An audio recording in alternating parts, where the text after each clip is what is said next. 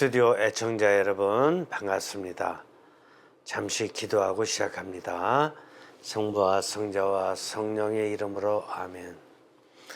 성령님 감사합니다.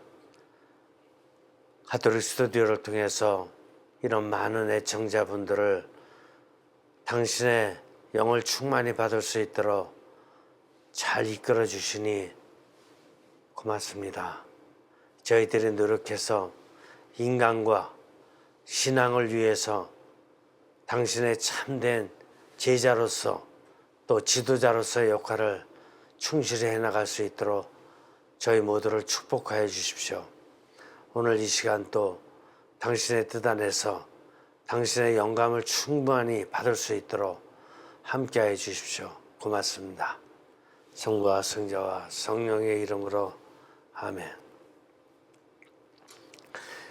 애청자 여러분, 여러분들 지금 강의 열심히 들으시는 분들이 한 1000여 분, 일주일에 1000여 분이니까 한 달, 두 달, 세 달 하면 물론 훨씬 더 몇천 명으로 늘을 수가 있는데, 여러분들 인간에 대해서 이렇게 공부해 보신 적이 없었잖아요. 재밌죠? 앞으로 점점 더 재미날 것이라는 것을 제가 확실히 이렇게 말씀을 드립니다. 오늘도 한번 생각해 보자고요. 오늘 굉장히 중요한 걸 다루는데 인류의 형성 역사가 400만 년이에요. 이게 예루살렘 역사학자에 의해서 증명된 바로 인류의 기원이 400만 년 전 된다는 거죠. 근데 인류의 이런 형성 역사는 개인의 역사하고 똑같이 나가요. 근데 이걸 갖다가 어떻게 잘 좀 정리해 볼 수 있냐면 5단계로 정리해 볼 수가 있다 이게요. 그리고 여러분들 삶도 5단계 안에 들어가요. 한번 생각해 보자고요. 자, 오늘 책에 75쪽입니다. 75쪽. 책이 굉장히 중요해요. 75조 한 7번째 줄, 인류의 형상 역사. 이거 개인의 역사이기도 해요. 이거는 5단계로 종합 정리합니다. 첫 번째, 역사적 단계. 역사적 단계. 뭐냐 하면은 인간은 태어나서 부모나 가정 형성 역사의 전통을 받으면서 생활합니다. 어떻게 되는 거야? 가정이나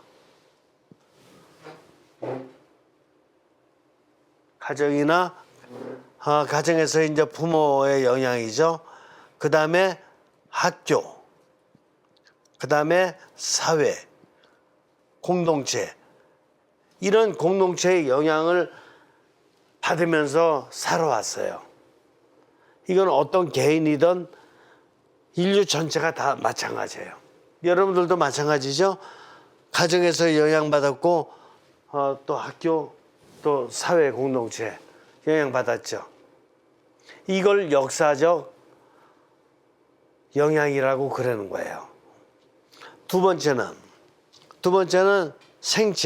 생체는 영적으로 변화되면은 이제 육신이 영적으로 변화되면 생체가 된다고 말씀드렸어요. 육신이 영적으로 변화되면 생체가 된다. 근데 유아는 자신의 육체의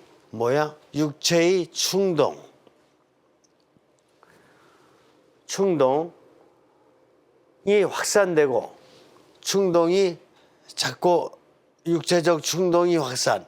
그래서 아주 유아 단계보다는 초등학교 들어가면 또 충동이 더 많아지고 중고등학교 들어가면 더 많아지고 이렇게 충동이 확산되죠. 또 모친과 융합. 그러니까 어머니 이제 전 먹는 것부터 시작해 모유 먹는 것부터 시작해 가지고 어머니에서 돌봄을 많이 받으면서 어머니와 이렇게 융합이 되죠. 또 부친과 우상화. 그게 뭐냐 하면은 지금 부계 중심의 사회가 많기 때문에 부계 중심의 사회에서는 아버지들이 경제권을 갖고 있고 그 돈을 갖다가 뭐 어머니한테든 아니면 자녀한테도 이렇게 넘겨주고 그러면서 생활할 수 있도록 해주니까 부모가 그러니까 아버지가 우상화가 돼요. 그래서 아버지가 대장이로구나 이런 생각을 하게 된다 이거예요. 결국 이래가면서 육체적인 시각이 넓어져 가요. 확장돼 가요. 누구나 다 그래 왔어요. 그죠? 여러분들도 마찬가지죠. 아주 어린 단계부터 시작해서 3-4살부터 시작해서 기억이 날 거예요. 조금. 그렇게 돼서 이렇게 모친과 부친의 영향을 받으면서 또 학교를 통해서 이러면서 육체가 자꾸 확장돼 왔어요. 그 다음에 이제 정신이 영화되면은 역할이 되는 거예요. 정신이 영화되면은 역할을 충분히 하는 거예요. 이제 영화가 되면은 이거는 이제 청소년 시기부터 청년 시기에 많이 발달이 되었는데 이때는 타인들과의 기술적 전문적 관계, 이게 기술적 전문적 관계가 맺어져요. 그래서 중고등학교 때부터 시작해서 이런 전문적인 영역에 대한 거를 갖다 좀 공부하다가 자기 나름대로 어느 방향을 갖다 정하게 되고 그쪽으로 더 좀 이렇게 자기가 공부를 해야 되겠다 하면 대학까지 가가지고 이런 전문성을 키워가죠. 이렇게 되는 거죠. 여러분들도 바로 이 단계를 거쳐왔어요. 청소년 시기, 청년 시기 때. 그리고 이 청년 시기 때는 이미 청년 시기는 성인기에 들어가기 때문에 이 신앙적인 면에서 이제 뭔가를 갖다가 느낌을 갖게 되는데 이때 청소년 시기에는 완전히 성인은 아니에요. 성인기가 아니에요. 성인기 되기 전이에요. 성인기 되기 전. 그래서 성인기 되기 전에는 신앙면에서 어떤 교육을 갖다가 여러분들이 받아왔냐면은 하느님에 대한 순명, 그 다음에 공경, 어떤 성인 성녀들에 대한 공경, 그 다음에 어떤 제의라든가 어떤 의식 이런 거에 참여해야 된다. 어떤 이런 거를 갖다가 이렇게 배워왔는데 이 성인기가 되기 전이기 때문에 청년기이기 때문에 이때는 이런 거에 대해서 어떤 의식이 쌓이냐면은 어린 시절부터 이렇게 신앙에 대해서 하나님께 순명하라, 성인성녀 공경하라, 또 제의와 이 제사에 참여해라 이런 걸 배워오면서 이렇게 배우다 보니까 어느덧 청년기가 되다 보니까 무슨 의식이 싹트냐면은 반항 의식이 싹다. 내가 이거 왜 해야 되지? 내가 뭐더러 공부해야 될 시간도 바쁜데 지금 여기 꼭 참석해야 되고 미사도 참석해야 되고 이런 그 모임도 참석해야 되고 참석하다 보니까 또 거기서 봉사활동도 해야 되고 내가 이거 왜 해야 되는 거지? 이런 어떤 비판적 태도가 생긴다 이거예요. 이때 비판적 태도가 생기는 건 왜 그러냐 하면은 이 정신이 어떻게 된 거예요? 정신이 많이 발달됐다. 정신이 많이 초월됐다라는 정신이 성숙했다는 표지예요, 이게. 성숙했다는 표지예요.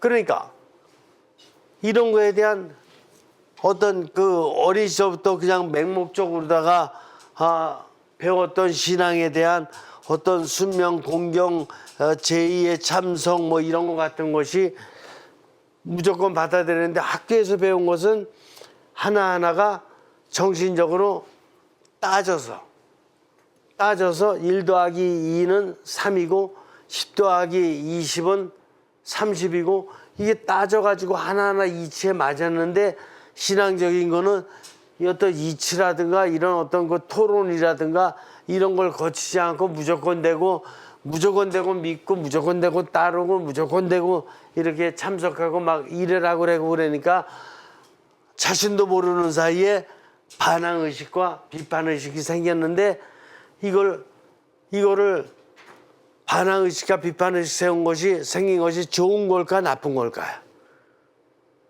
굉장히 중요한 문제예요. 성숙하지 못한 성인들은 이걸 나쁜 걸로 봐요. 근데 성숙한 성인들은 이 아이가 이제 많이 성장했구나.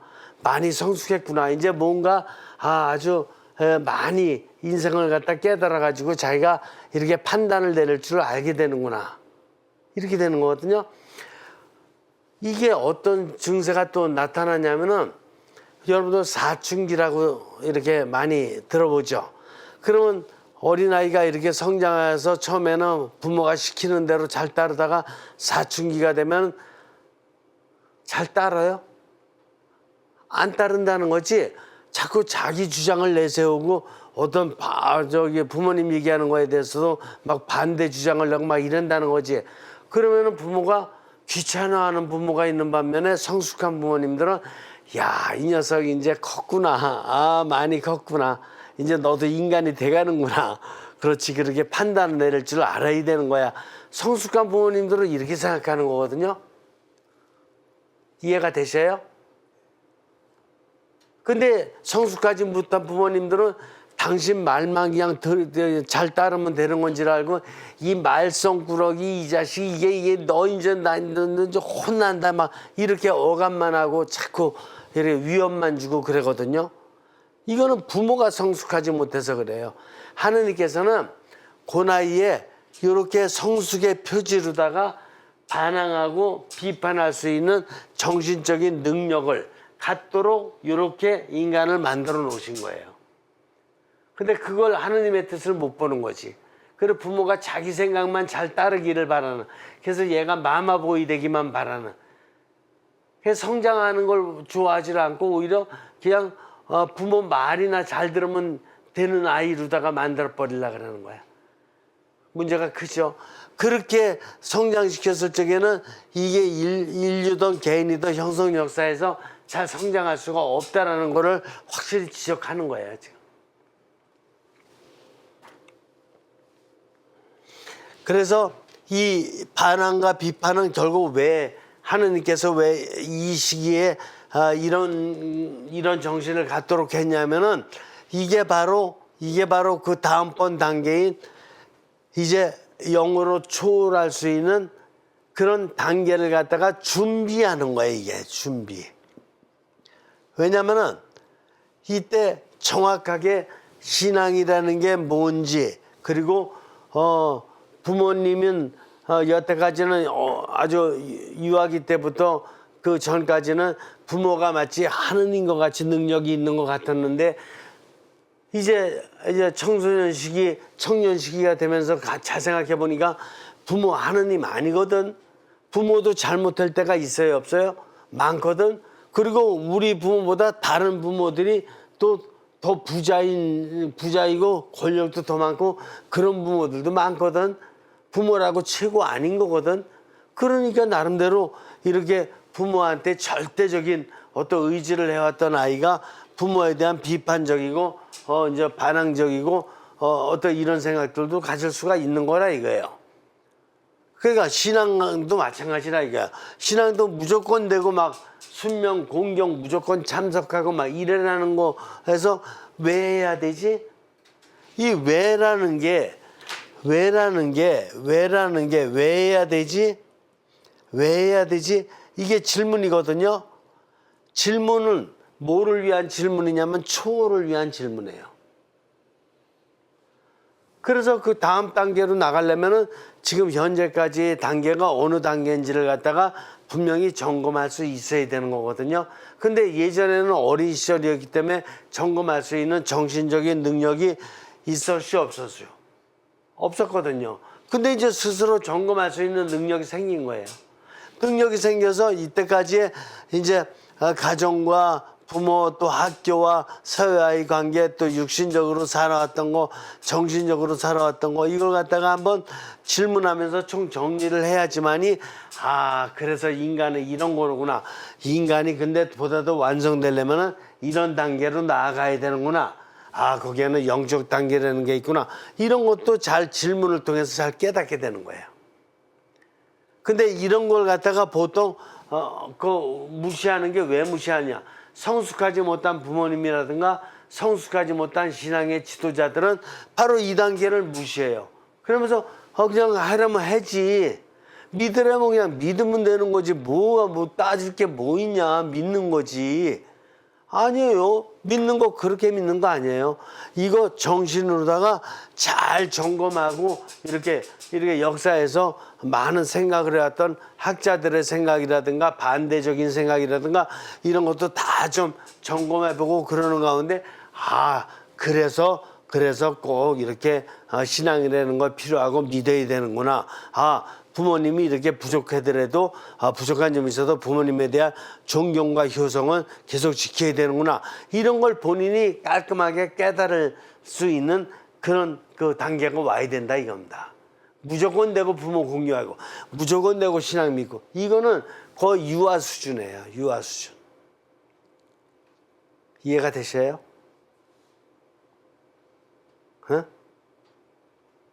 인간은 이 단계가 굉장히 중요한 거예요. 그래서 영에서 정신에서 영으로 넘어가는 이 단계가 엄청 중요한 거라니까요.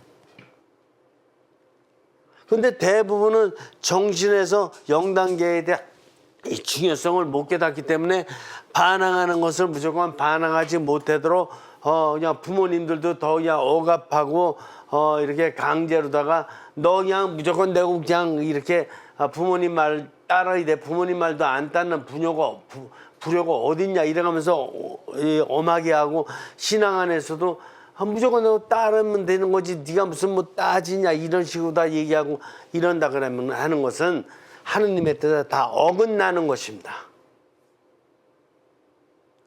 먼저 사는 사람답게 더욱더 많은 열심히 공부를 하고 깨달아서 자신의 어떤 체험과 함께 이걸 이렇게 지금 갈등을 느끼고 있는 청년들, 청소년들에게 잘 설명해주고 깨닫게 해줄 수 있는 이런 노력을 더 하는 것이 마땅하지.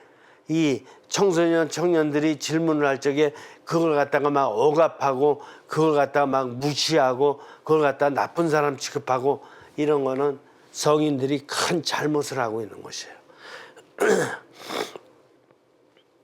그 다음에 네 번째 단계로다가 이제 초월적 단계가 있습니다. 초월적 단계는 보다 깊은 차원에서 어떻게? 보다 깊은 무슨 차원? 근원적 차원에서 보다 깊은 근원적 차원이라는 게 뭡니까? 이런 거예요. 나는 누구지? 나는 어디서 왔고 나는 어떻게 태어난 거지? 근원적 질문. 우리 가정은 뭐야? 어떻게 생긴 거야? 우리 가정은? 어떻게 살아오다가 오늘날에 우리 부모님이 만든 이 가정이 됐을까?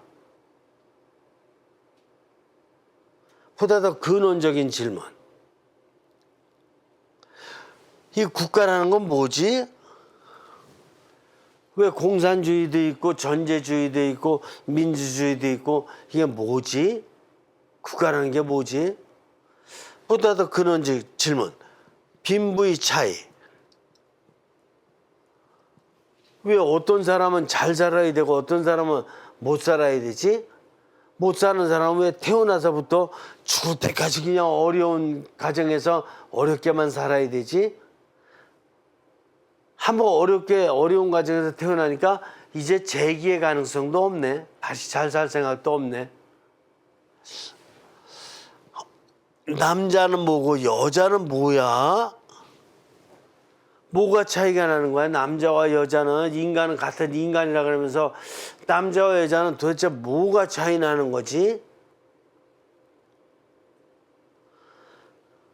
이런 거에 대한 종합적인 질문을 하는 것이 초월적 단계예요. 이런 질문이 중요합니까? 안 중요합니까? 대단히 중요하죠. 이때 정신적 단계까지는 공부하느라고 바빴어요. 이런 질문을 못 한다니까. 그런데 이제 영적으로 초월하고 싶어서 질문을 갖다 던져요. 이런 질문을 하거든. 보다 깊은 차원에서 질문을 하는데 답변해 주는 사람이 있어야 되거든요.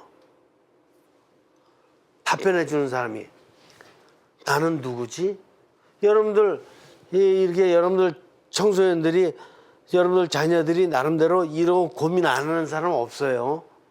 근데 고민하면 여러분들이 답변 잘 해줍니까? 아니 청년 시기가 되면 부모하고 만나기도 어려운 거 아니에요? 일주일에 한번 식사 한번 같이 하기도 어렵다는 가정들도 많던데. 학교에서 선생님들이 이런 거에 대한 답변을 줍니까? 아니 이제 전문적인 공부하기 바빠요. 같은 친구들끼리 이런 얘기 한다고? 아니에요. 그냥 혼자 궁금해하고 있는 것 뿐이에요. 남자는 뭐고 여자는 뭐야? 이런 질문 하면은 어떻게 뭐 대화가 돼요? 부모님하고 대화 나눈 적 있어요? 아니지. 이 청년이 지금 어디 가서도 대화 나누기가 쉽지 않거든요. 이런 질문들에 대해서. 혼자 책을 봐도 잘 안 풀리고. 인간이 뭔지, 신앙이 뭔지. 어떻게 보면 크게 봐서 이 두 가지 질문인데 이 두 가지 질문에 대해서 누구하고 시원하게 대화 나눠본 적이 없거든요. 종교에 들어왔는데도 이런 대화를 나눴어요? 깊이 있게? 아니죠. 일방적으로 다 주입식 교육을 받았죠. 뭐 예비자 교리다 아니면 불교도 마찬가지고 다른 종교도 다 마찬가지지만 들어가면 그냥 자기 종교 거 주입식으로 다 가르쳐주기 바쁘지 언제 대화 나누면서 충분히 토론하고 뭐 이렇게 하는 데 있어요? 없죠. 없어요. 그러니까 주입식으로 다 그냥 막 이렇게 받기 바쁜 거예요. 그러니까 이런 질문은 하나도 안 풀렸어요. 하나도 안 풀리는 가운데 영에 대해서 깨닫고는 싶은데 왜?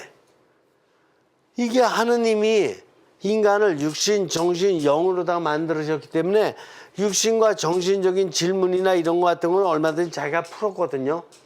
육신 문제도 많이 경험됐고 풀었고 정신 문제도 공부하면서 많이 정신에 대해서 기억하고 상상하고 판단하고 해가면서 많이 고민도 해봤고 어느 정도 풀었거든요.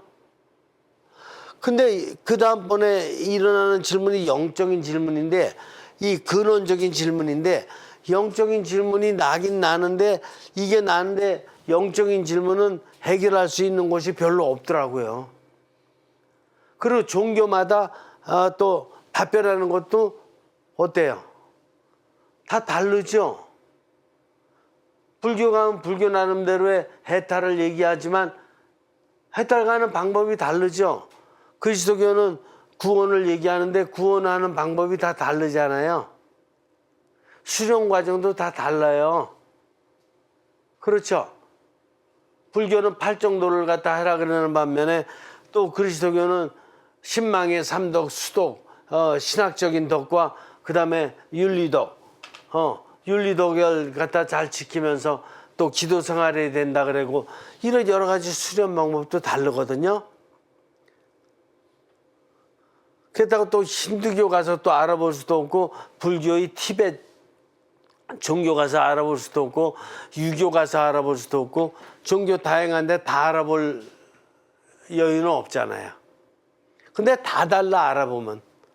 알아보면 다 달라요. 유교는 또 인의의 지신을 강조하고 있고 다 다르다니까. 그러면은 이 영이라는 게 뭐냐 도대체. 이 영이라는 게 인간이 가진 영이라는 게 뭐냐. 어떻게 수련 방법도 다 다르고 해탈 방법도 다 다르고 구원 방법도 다 다르고 어떻게 다 다르냐 도대체가. 영이 뭐냐 이런 질문이 나오는 거라니까 근원적 차원에서 인간은.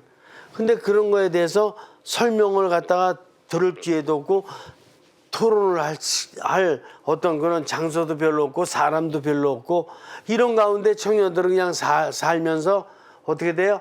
아이 그냥 모르고 그냥 사는 거지 뭐.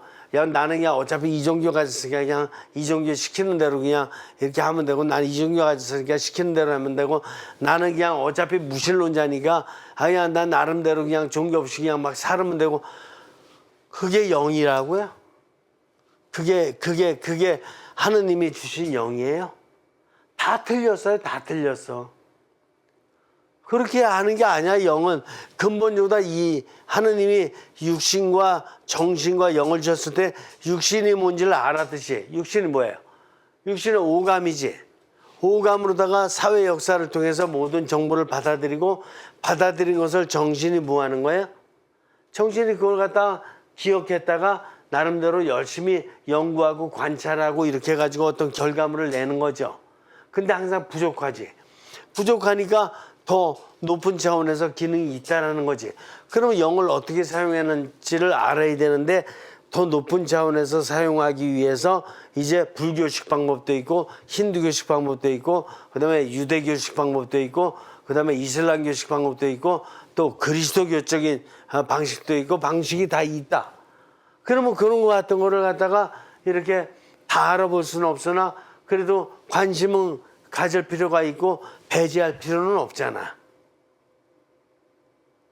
그러니까 아는 만큼만 더 이렇게 도움받으면 되는 거죠. 아는 만큼만 도움받으면서 더욱더 완전한 영에 대한 깨달음보다 나아갈 생각을 해야 되는데 그런 생각은 안 하고 그냥 내 거 그냥 나 일단 가졌으니까 나 이것만 하면 돼 이것만 하면 돼 아니면 내 거 아니니까 저거 그냥 배척하고 내 거 아니니까 관심 쓸 필요도 없고 막 이렇게 하고 이거는 바른 생각이 아니다. 이게 어떤 게 바른 생각인지 생각해 보세요. 모든 걸 다 할 수는 없지만 이건 국어도 잘하고 산수도 잘하고 역사도 잘하고 물리도 잘하고 또 뇌과학도 잘하면 잘할수록 좋은 거 아니에요? 그죠? 모든 분야 안에 다 하느님의 힘이 들어가 있는 거니까.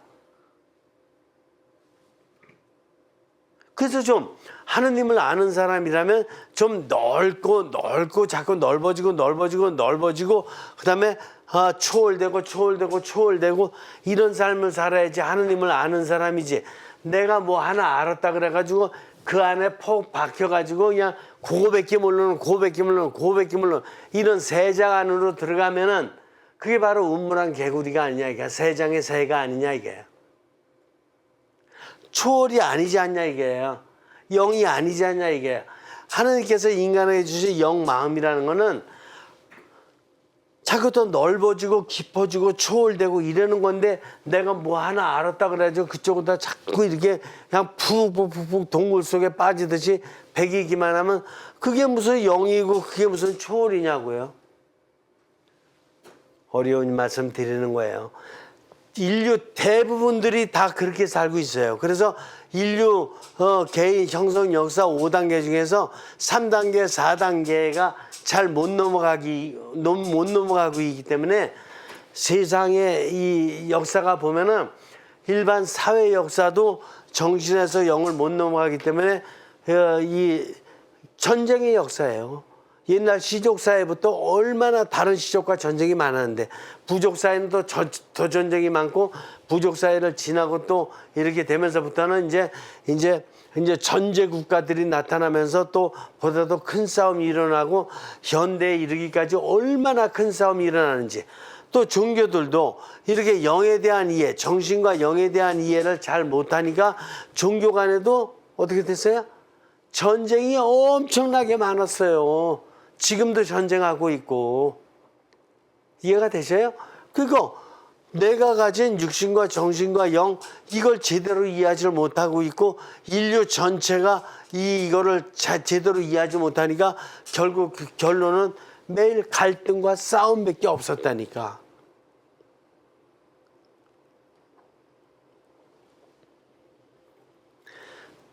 그래서 바로 이거는 지금부터라도 우리가 모든 성인들도 자신의 부족함을 깨닫는 이거부터 시작해야 되고 청소년과 청년들에게는 자기가 깨달은 것을 가지고 그들과 충분히 대화를 나눠서 나로부터 시작해서 이런 모든 문제들이 다 시원하게 이게 정신적으로다가 이해를 할 수 있고 영적으로 초월시킬 수 있는 방법으로다가 토론 문화, 대화 문화, 그 다음에 해결 문화로다가 자꾸 나아갈 수 있어야 된다. 이렇게 보는 것이에요. 그래야지만이 자신의 유일무이성, 자신의 유일무이성을 갖다 깨닫는다는 건 뭐예요? 유일무이성을 깨닫는 거는 부러워함이 없는 거야. 그러니까 내가 나로 세상에 태어났음이 가장 큰 행복이야. 남 보고 부러워할 거 없어요. 뭐 이렇게 해가지고 권력 아니야 별로야. 학력 별로야. 재력 별로야. 미스 코리아야? 미스터 코리아야? 아니야 하나도 안 부러워. 나는 내가 얼굴이 곰보라도 나는 나의 유일무이성 이게 최고야. 내가 뭐 곰보되고 싶어서 곰보됐나? 6.25 때 태어나다 보니까 그 우도를 맞지를 못해서 부모님이 우도 맞출 수 있는 여건이 아니다 보니까 어쩌다가 곰보가 된 거지. 그 곰보가 됐던 그 곰보 얼굴 곰보가 예수님이 받으셨던 십자가의 대못이랑 차이가 나지 않아요. 예수님도 대못 박히셨지만 예수님의 유일무이성이에요. 나 곰보됐지만 나의 유일무이성이라니까.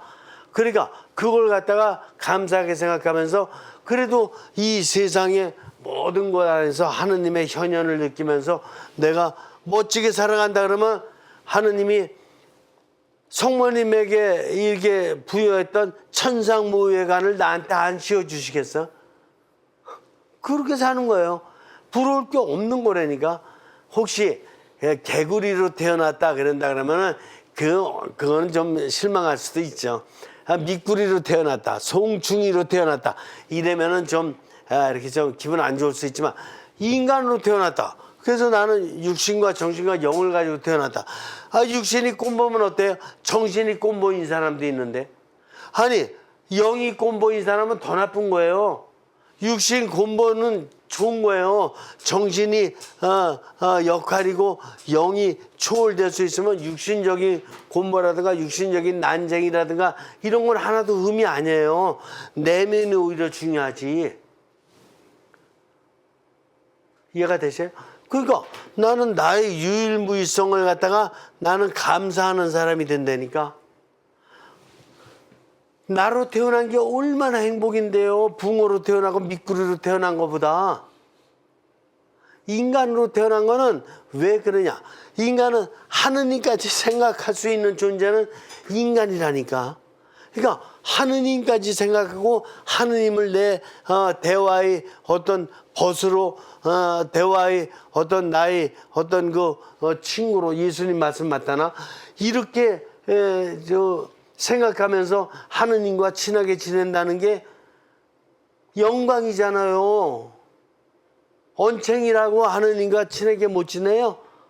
제가 지금 다리를 좀 찔룩거리지만 6년 전부터 이렇게 됐지만 그래서 한 2년 정도 이제 휠체어도 타고 그랬지만 휠체어 탄다고 하느님과 대화 못 나눈다고 전 휠체어 타고 책을 5권을 썼어요. 저서 5권 썼다니까 휠체어 타고 다니면서. 근데 뭐가 다리 휠체어 탄 게 뭐가 어떠냐고. 예수님 같이 아직 대못도 안 박혔는데. 그러니까 그 나의 삶에 있어서 그래도 지금 어쩌다 일을 하다 보니까 지금 이런 뇌경색도 맞을 수가 있는 거고, 뇌경색 맞아서 휠체어도 한 2년 타는 또 영광을 얻었던 거고, 그 가운데 책을 5권이나 썼고, 이게 다 나의 유일무이성이라니까요. 그 감사해야지. 그 휠체어 탔다고 어떻게 나를 휠체어 타게 만드셨습니까? 하느님, 내가 뭐 잘못했다. 이런 따짐이 그건 덜 떨어진 따짐이에요. 경외스러운 사람이 돼야지. 그래서 유일무이성, 자신의 유일무이성을 깨달으면 감사의 의미를 알게 돼요. 삶이 다 감사야. 나의 육신, 정신, 영이 다 감사덩어리야, 감사덩어리. 그러는 가운데도 뭐예요? 나름대로 모든 것이 다 만족하고 감사하면서도 나름대로 한계를 느낍니까? 안 느낍니까? 인간은 신이 아니기 때문에 한계를 느끼게 돼 있어요. 그래서 이 한계를 갖다가 깨닫기 위해서 이제 그 다음번 영신적 단계라는 게 있어요. 그래서 영신적 단계를 보면은 불교에서 보면은 불교 입장에서 놓고 보면은 뭐를 한다 그러냐면은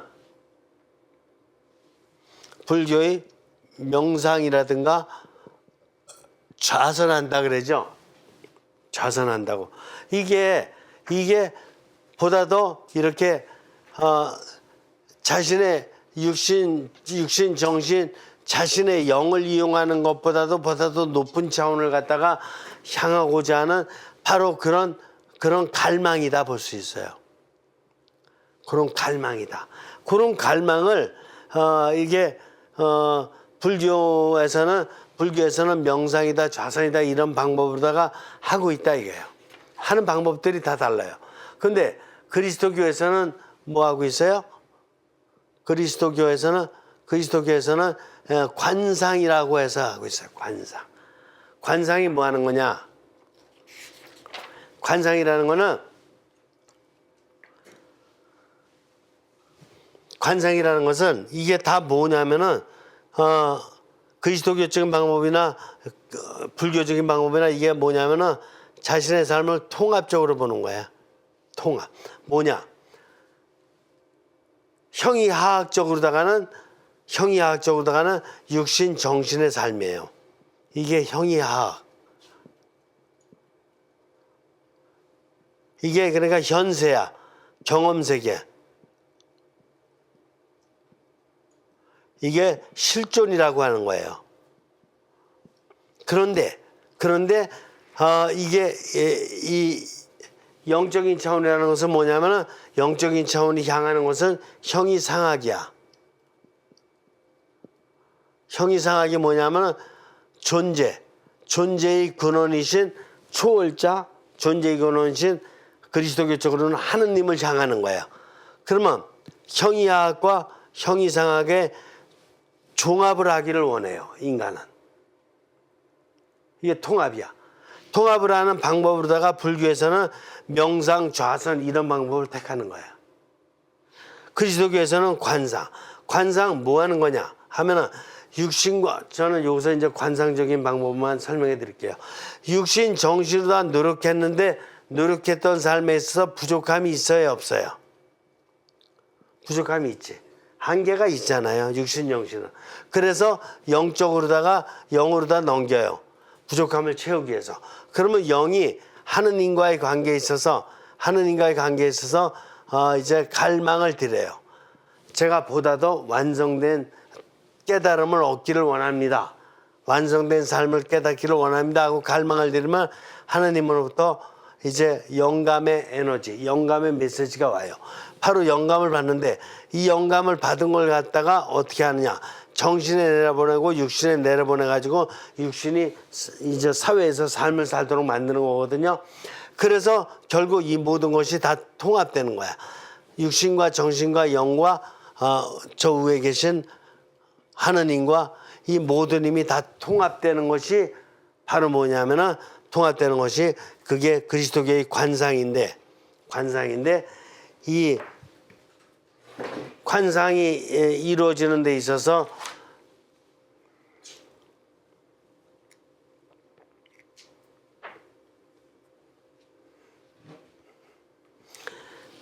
이때는 이제 이때는 주도권이 바뀌는 거예요.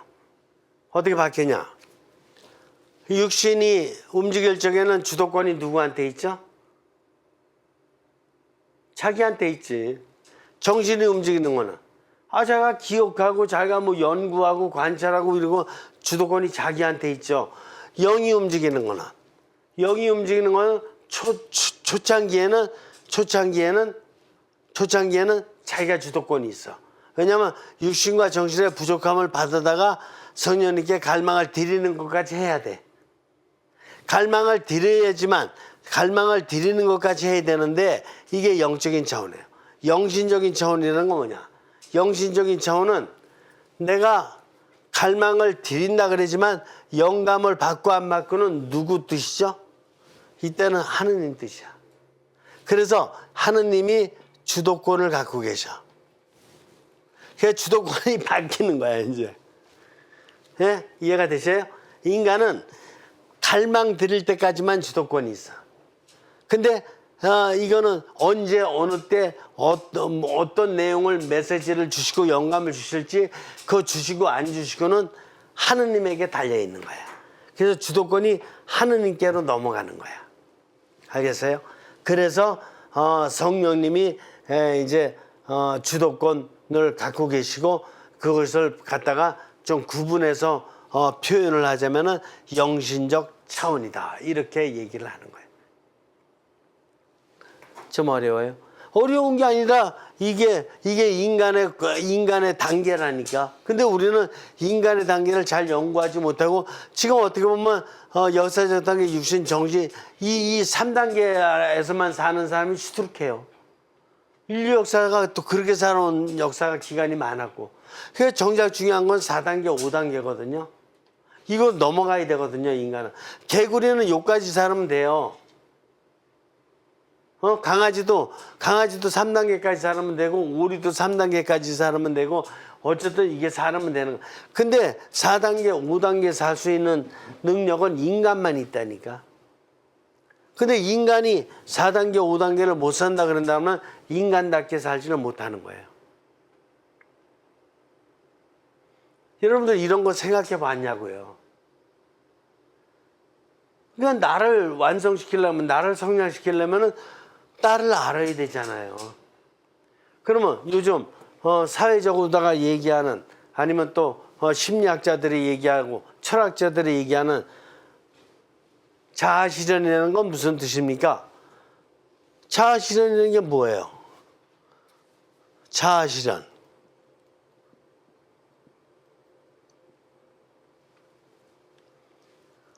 사회적으로 다 보통 얘기하는 자아실현이 게 뭐냐면 육신과 정신 가지고 얘기하는 게 자아실현이에요. 그들은 지금 이걸 갖고 얘기했던 거예요. 자아실현이라는 거는.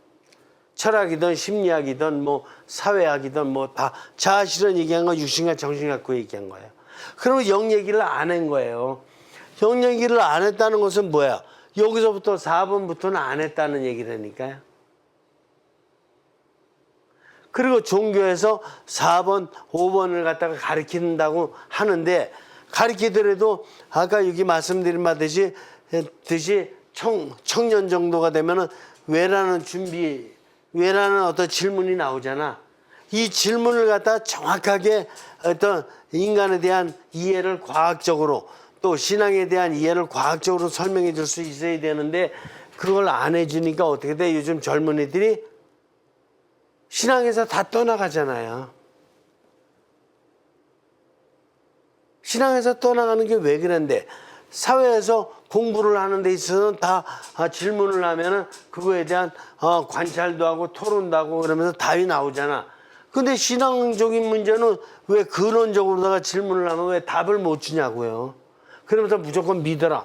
막 이런 식으로다가 하고 그러면 안 되는 거예요. 종교 지도자들은 더 공부해야 되는 거예요. 지금까지는 종교 지도자들이 무척 열심히 노력해서 이렇게 해왔던 게 틀림없어요. 그런데 현대는 이 얼마나 빠른 속도로다가 사회 학문들, 사회 과학들이 발달되는지 요즘 청소년들, 청년들의 의식이나 정신 의식이라는 것은 수준이 예전하고 질이 완전히 달라요. 그러니까 지금 달라진 그 청소년들, 청년들의 그 물음에 답할 수 있는 종교 지도자가 되려면 종교 지도자들도 더 열심히 많은 거를 연구하고 공부해야 된다니까요. 옛날 청소년들이 아니라니까요. 옛날 사람들이 아니에요. 지금 사람들은 달나라 아주 이게 인공위성까지 쏠 정도로다가 엄청나게 과학하던 공부를 하는 사람들의 질문이에요. 그러니까 그 질문에 우리는 답해 줄 수가 있어야 돼요.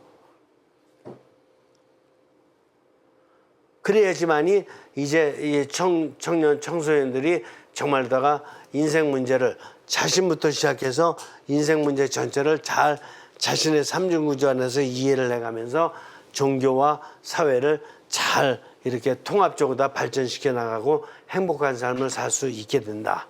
이렇게 보는 것입니다. 이해가 되십니까?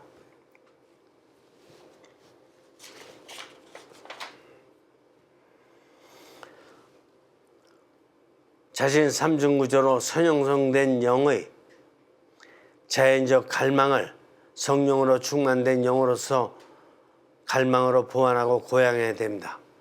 바로 이 영신적 차원은 그래서 이게 갈망을 갖다 드린 다음에 하느님이 주도권을 갖고 주시는 영감을 받은 단계인데, 이 받은 단계를 성서에서 한마디로 표현하면 이게 뭐냐 하면은, 예수님을 비유로 따진다 그러면 요한복음 17장에서 나오는 예수님의 기도가 있습니다.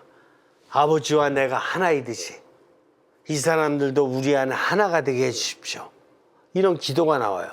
그게 바로 아버지 안에서 이제 내가 하나이고 또 다른 사람들도 하나가 되는 영신적 차원이에요. 바울 사도가 했던 말 기억하실 거예요. 이제는 내가 사는 것이 아니라 그리스도께서 내 안에 사십니다. 뭐야? 하느님께서 이제는 내 안에 사십니다. 나의 영, 정신, 육신 안에 같이 사십니다. 통합적으로. 이것이 바로 영신적 차원이다.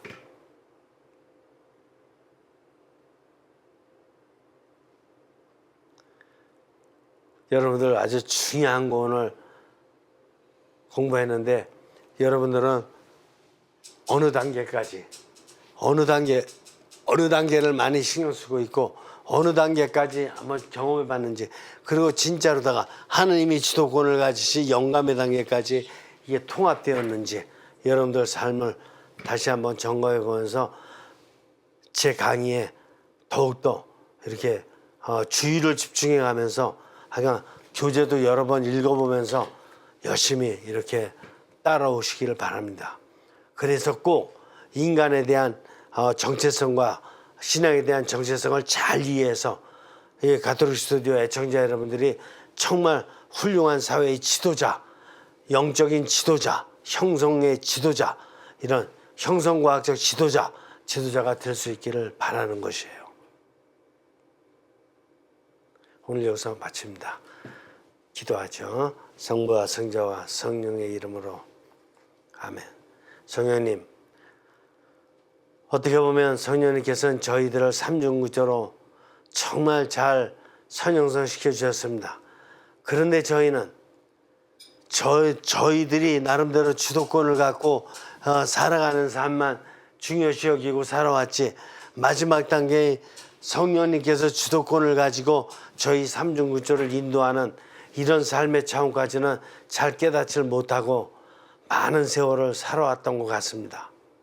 지금부터라도 이제 매일의 삶에서 성령님이 주도권을 가지시고 저희들을 인도하는 시간이 많아지도록 저희들을 돌봐주시기를 청합니다. 애청자 여러분들을 많이 사랑해 주십시오. 고맙습니다. 성부와 성자와 성령의 이름으로 아멘. 수고하셨습니다. 수고하셨습니다.